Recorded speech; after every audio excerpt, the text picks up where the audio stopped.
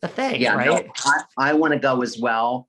And I think I probably looked up the date when I saw it. And it's, I'm probably like, I think I remember being like booked on something else and ruining the day that I was going to miss it. But Michelle Lee is going to be there and Joan Van Ark. So you got the three biggies. You don't need anything else.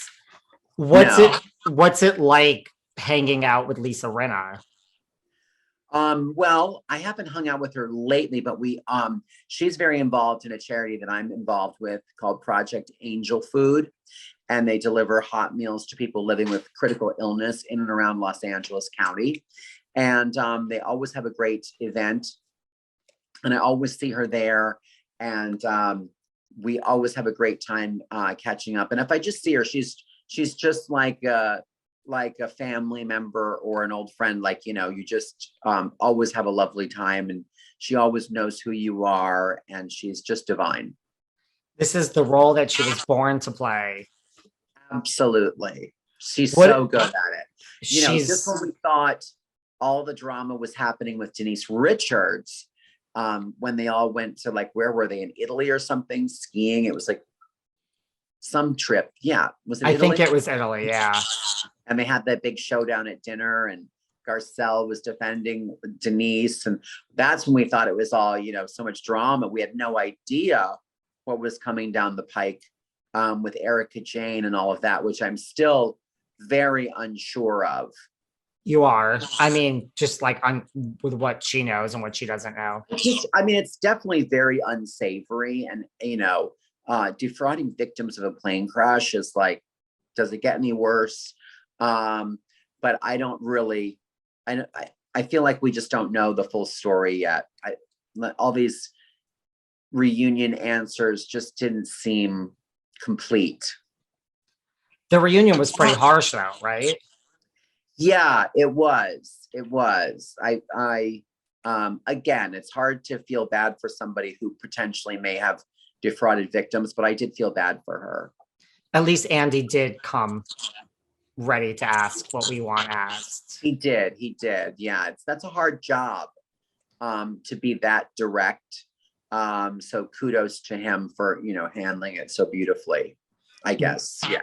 I think he did. Yeah. What about the new Queer Eye that's now back on, Yeah. When that started, did you get calls from Tan and the other guys asking for advice? Yeah, we didn't get calls from them. I don't think. The producers of the original show called all of us and said, hey, this reboot is happening. And I was like, oh, when do we start? And they're like, no, new cast. So I was like, what? And they said, we're going to do a press shoot, I think. And we did a press event with the new cast. And we went to the premiere with the new cast. And we had drinks and dinner the night before. And they got to, ask us questions and we got to talk to them. And it was a very lovely handing of the baton. Well, you're very busy and you joke that you said, when do we start? But was any part of you wait, what? This is my gig, honey. There's a part of you that takes immense pride in that was your signature piece. So it is taking a little baby and handing it over to somebody else. But then I think when we saw how talented and wonderful the new cast was, I think we were all super comfortable with them taking over that mantle. I think Tan is really great. I think Anthony is so wonderful. And Bobby I've known Bobby for a long time. So it's a group of all great guys. It is a group of all great guys. What about, because the first installment was so successful, this installment is so successful. What do you think it is about Queer Eye that just, we have such a span of this many years and it's still as successful? I think at the core, it's, kindness and people that may seem very, very different, helping somebody else who seems very, very different, actually finding that common ground. And I think that's the secret sauce, maybe, as to why it's done so well in both iterations. That makes a lot of sense. Before we wrap up, you've done everything in this business, you've written books, is there anything that you want to do still? That's still, on your list? Yes. Chippendales. I mean, I don't really want to do the dancing. I just want to be there. There's nothing wrong with that. Maybe you could have like a little mini Vegas residency with Yeah, like don't you and they used to do like celebrity Chippendales. Remember, like Ian Ziering from 90210 did it, and a bunch Jeff of other Timmons people. from 98 Degrees. Right, and Joey Lawrence did it. So Well, that's a good oh, one. my phone's ringing. Hello? Oh, it's Chippendales. Yeah, of course I'm available. I'll bring a bow tie. Thanks so much. Bye-bye. I guess it's happening. Listen, I'm just helping you get gigs here, Carson. I'm just putting it out into the world. You're so good. You should be my agent. But also before we go, like I've seen you on the True Colors tour with like Cyndi Lauper. Like you've done, you are like as a self-respecting gay man myself, like you've done so much for the community.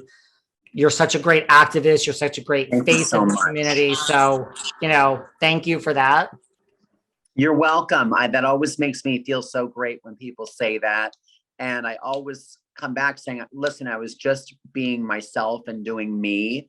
And that's the power of being out and being yourself, is that people sometimes see it and they say, oh, I can do that too. So thank you. And where do you think like media is? Like we have, this is my last question, like where, like we have Pose now, we have Drag Race, like you said, has won so many Emmys. Like, have we come really far? Is this all good? Do we have further to go? What do you think of this state of everything?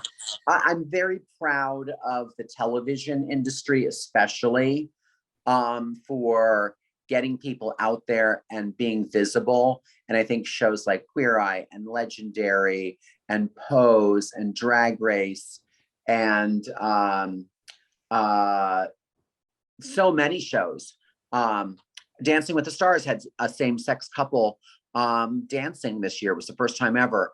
So I feel like TV has always been really progressive in that way. Like, Mary Tyler Moore being like a working woman who didn't need a man, or the first show where people that were married shared a double bed instead of twin beds. Like TV is kind of the one that's been pushing the envelope and leading by example and creating change in a positive way. So very proud of television. Of course, we have a long way to go. And we just need to, continue to share stories of real people and get people in front of the camera, because visibility is just so important. I think so. Well, again, thank you for all you do. Before we go, is there anything else you want to cover? Thank you for entertaining all my questions. Like I like to give people a chance at the end if there's anything I didn't cover. No, I think I'm looking at my questions, but I think we hit it all. That was a long, juicy interview, and you asked great questions. So I think I'm good. Thank you for spending the full hour. I know you're very busy. I really, really appreciate it. Thank you so much.